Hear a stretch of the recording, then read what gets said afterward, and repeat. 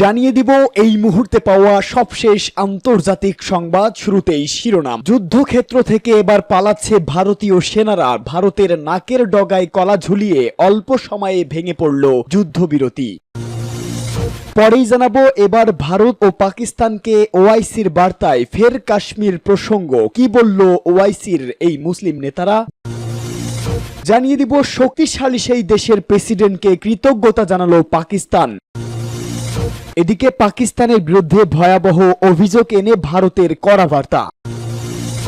সর্বশেষ জানাবো তুর্কি আকাশে তালা, কূটনৈতিক ঘেরাটোপে ইসরায়েল। এতক্ষণ শুনছিলেন সংবাদ শিরোনাম, এবারে বিস্তারিত। তবে তার আগে প্রতিদিনের আপডেট আন্তর্জাতিক সংবাদ, ভারত ও পাকিস্তান সংবাদ সবার আগে পেতে ভিডিওটিতে একটি লাইক দিয়ে চ্যানেলটি সাবস্ক্রাইব করার অনুরোধ রইল। আর জানিয়ে দিন কে কোন স্থান থেকে আমাদের সংবাদ শুনছেন অথবা দেখছেন।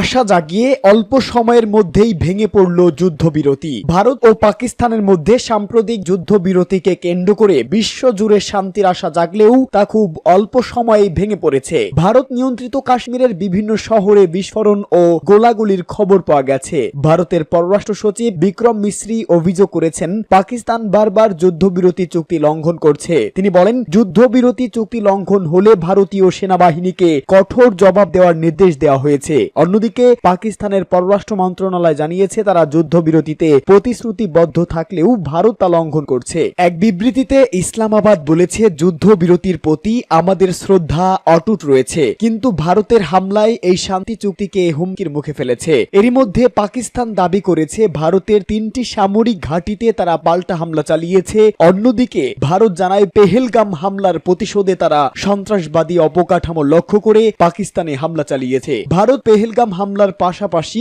পাকিস্তান ভিত্তিক সশস্ত্র গোষ্ঠীগুলোকে দায়ী করেছে, যদিও পাকিস্তান তাদের জড়িত থাকার বিষয়টি অস্বীকার করেছে। জাতিসংঘ সহ বাংলাদেশ, কাতার, তুরস্ক, যুক্তরাজ্য ও আরো বহু দেশ ভারত পাকিস্তান যুদ্ধবিরতিকে স্বাগত জানিয়েছিল। এটি 30টির বেশি দেশের মধ্যস্থতায় হয়েছিল। তবে সহিংসতার নতুন ঢেউ এই শান্তি প্রচেষ্টাকে বিপর্যস্ত করে তুলেছে। সীমান্তবর্তী গোলাগুলিতে এখন পর্যন্ত অন্তত 600 জন নিহত হয়েছেন বলে নিশ্চিত হওয়া গেছে। এসব ঘটনার জেরে সীমান্ত অঞ্চলে বসবাসকারী হাজার হাজার মানুষ আতঙ্কে রয়েছে। যুদ্ধবিরতির এই ভঙ্গুর বাস্তবতা দুই পরমাণু শক্তিধর প্রতিবেশীর মধ্যে শান্তি প্রতিষ্ঠাকে কঠিন করে তুলেছে। বিশ্লেষকদের মতে, যদি দ্বিপাক্ষিক বিশ্বাস পুনঃপ্রতিষ্ঠা না হয় তবে সংঘর্ষের পরিসর আরো বাড়তে পারে। ভারত ও পাকিস্তানকে ওআইসির বার্তায় ফের কাশ্মীর প্রসঙ্গ। ইসলামিক সহযোগিতা সংস্থা ওআইসি ভারত ও পাকিস্তানের উদ্দেশ্যে বার্তা দিয়েছে। তাতে দুই দেশের বিরোধ নিষ্পত্তির জন্য সংলাপের আহ্বান জানিয়েছে সংস্থাটি। আল জাজিরার এক প্রতিবেদনে তথ্য জানানো হয়। বলা হয়, ওআইসির বার্তায় ফের কাশ্মীর সমস্যা সমাধানের জোর দেওয়া হয়েছে। এর আগে দুই দেশের কূটনৈতিক উত্তেজনা চলাকালে বার্তা দিয়েছিল ওআইসি। ওই বার্তায় জাতিসংঘের রেজলিউশন অনুযায়ী কাশ্মীর সমস্যা সমাধান এবং ভারতের নির্যাতন বন্ধের আহ্বান জানানোই ওআইসির উপর ক্ষিপ্ত হয় নরেন্দ্র মোদী সরকার। এবার বিবৃতিতে ইসলামিক সহযোগিতা সংস্থা ওআইসি বলেছে তারা যুদ্ধবিরতিকে স্বাগত জানায় এবং মধ্যস্থতাকারী দেশগুলোর প্রচেষ্টার প্রশংসা করে। আর বলেছে, আমরা আন্তর্জাতিক সম্প্রদায়ের প্রতি আহ্বান জানাই যেন তারা পাকিস্তান ও ভারতকে অমীমাংসিত বিষয়গুলো সমাধানের জন্য গঠনমূলক সংলাপে অংশ নিতে উৎসাহিত করে। 57টির বেশি রাষ্ট্রের প্রতিনিধিত্বকারী সংস্থা কাশ্মীর প্রসঙ্গ টেনে বলেন, আমরা জম্মু ও কাশ্মীর ইস্যুটির শান্তিপূর্ণ সমাধানের প্রয়োজনীয়তার উপর জোর দিচ্ছি, যা নিরাপত্তা পরিষদের রেজলিউশন অনুযায়ী হওয়া উচিত। এই সমাধানের মাধ্যমে দক্ষিণ এশিয়ার দুই পরমাণু শক্তির মধ্যে উত্তেজনা এড়ানো যায়। বিবৃতিতে আরো বলা হয়েছে, আমরা দক্ষিণ এশিয়ায় সামরিক উত্তেজনা বৃদ্ধি নিয়ে উদ্বিগ্ন। অঞ্চলটিকে অস্থিতিশীল করা এড়াতে উভয়কে সংযম করার আহ্বান জানাই। এদিকে উপপররাষ্ট্রমন্ত্রী ও পররাষ্ট্রমন্ত্রী ইসহাক দার ইউরোপীয় ইউনিয়নের পররাষ্ট্রমন্ত্রী ও নিরাপত্তা বিষয়ক উচ্চ প্রতিনিধি কমিশনের ভাইস প্রেসিডেন্ট কাজা ক্যালাশের সঙ্গেও কথা বলেছেন। কাজা পাকিস্তান ও ভারতের মধ্যে যুদ্ধবিরতির সমঝোতাকে স্বাগত জানিয়েছে। শক্তিশালী সেই দেশের প্রেসিডেন্টকে কৃতজ্ঞতা জানালো পাকিস্তান। ভারতের ক্ষেপণাস্ত্র হামলার পরিপ্রেক্ষিতে পাকিস্তানের পাশে দাঁড়ানোর জন্য ন্যাটোর দেশ তুরস্কের প্রেসিডেন্ট রিসেপ তাইয়িপ এরদোয়ানের প্রতি কৃতজ্ঞতা জানিয়েছেন প্রধানমন্ত্রী শাহবাজ শরীফ। এক ফোনালাপে তিনি এরদোয়ানকে ধন্যবাদ জানান এবং পাকিস্তান সেনাবাহিনীর পেশাদার ও দ্রুত প্রতিক্রিয়া সম্পর্কে অবহিত করেন। শাহবাজ বলেন, এই নৃশংস হামলার শিকারদের জন্য তুরস্কের প্রার্থনা ও সহমর্মিতা আমাদের সাহস জুগিয়েছে। তিনি তিনি জোর দিয়ে বলেন, পাকিস্তান তার সার্বভৌমত্ব ও ভৌগোলিক অখণ্ডতা রক্ষা করার পিছপা হবে না। এছাড়া শাহবাজ শরীফ দক্ষিণ এশিয়ায় উত্তেজনা কমানো ও আঞ্চলিক শান্তি প্রতিষ্ঠায় তুরস্কের কূটনৈতিক প্রচেষ্টাকেও সাধুবাদ জানান। এর আগে পাকিস্তানে নিযুক্ত তুরস্কের রাষ্ট্রদূত পাকিস্তানের পররাষ্ট্রমন্ত্রী ইসাক দারের সঙ্গে সাক্ষাতে এই সমর্থন ব্যক্ত করেন। খবর জিও নিউজের। পাকিস্তানের পররাষ্ট্র মন্ত্রণালয় জানায়, আঞ্চলিক উত্তেজনার মধ্যে তুর্কি রাষ্ট্রদূত পাকিস্তানের সার্বভৌমত্ব রক্ষায় তাদের দৃঢ় অবস্থান পুনর্ব্যক্ত করেছেন। পররাষ্ট্র মন্ত্রণালয়ের মুখপাত্র শফকত আলী খান জানান, উভয় পক্ষই আঞ্চলিক নিরাপত্তা পরিস্থিতি নিয়ে বিশদ আলোচনা করেছে এবং দ্বিপাক্ষিক সহযোগিতা আরো জোরদার করার প্রতিশ্রুতি দিয়েছে।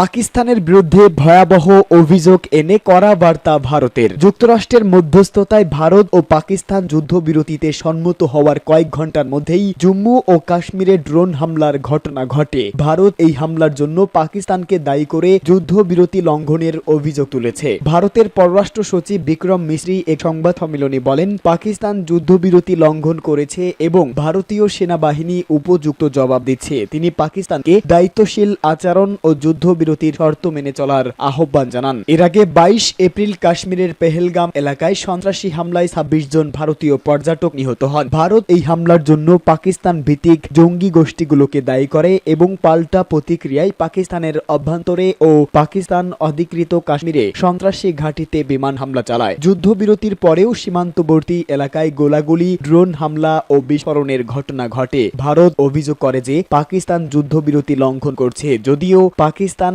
এই অভিযোগ অস্বীকার করে এবং যুদ্ধবিরতির প্রতিশ্রুতি পুনর্ব্যক্ত করে। বর্তমানে উভয় দেশের মধ্যে উত্তেজনা বিরাজ করছে এবং আন্তর্জাতিক সম্প্রদায় পরিস্থিতি শান্ত করার আহ্বান জানাচ্ছে। তুর্কি আকাশে তালা, কূটনৈতিক ঘেরা টোপে ইসরায়েল। তুরস্ক তার আকাশসীমা বন্ধ করে দেওয়ায় বিপাকে পড়েছে ইসরায়েলের প্রধানমন্ত্রী বেনিয়ামিন নেতানিয়াহু। এই নিষেধাজ্ঞার ফলে সরাসরি ফ্লাইটের পথ রুদ্ধ হলেও আজারবাইজানের রাজধানী বাকুতে তার সফর সম্পূর্ণ বাতিল করা হয়নি, বরং বিকল্প রুট ব্যবহারের মাধ্যমে তিনি সফর চালিয়ে যাওয়ার প্রস্তুতি নিচ্ছেন। ইসরায়েলি সংবাদ মাধ্যম টাইমস অফ ইসরায়েল এক প্রতিবেদনে এ তথ্য জানিয়েছে। প্রতিবেদনে বলা হয়, তুরস্কের সঙ্গে ক্রমবর্ধমান রাজনৈতিক ও কূটনৈতিক টানাপোড়েনের প্রেক্ষাপটে এ ধরনের জটিলতা এবারই প্রথম নয়। এর আগেও 2024 সালের নভেম্বরে নিরাপত্তার কারণ দেখিয়ে ইসরায়েলের প্রেসিডেন্ট আইজাক হারজগ আজারবাইজানে অনুষ্ঠিত জাতিসংঘের COP29 জলবায়ু সম্মেলনে যোগদানের পরিকল্পনা বাতিল করেছিল। পরে জানা যায়, এই সিদ্ধান্তের নেপথ্যেও তুর্কি আকাশসীমা ব্যবহার করতে না পারায় বাধা ছিল। প্রসঙ্গত, আজারবাইজান ও ইসরায়েলের মধ্যে সরাসরি বিমান চলাচলের সুবিধা সীমিত। সাধারণত তুরস্কের আকাশসীমা ব্যবহার করে ইসরায়েলি নেতারা বাকু সফর করেন, তবে তুরস্ক এ পথ বন্ধ করে দেওয়ায় ইসরায়েলের জন্য বিকল্প পথ এখন কেবল সিরিয়া, ইরাক কিংবা ইরানের আকাশসীমা। কিন্তু এসব দেশের সঙ্গে ইসরায়েলের সম্পর্ক শীতল বা বৈরী হওয়ায় তা নিরাপদ কিংবা সহজ নয়।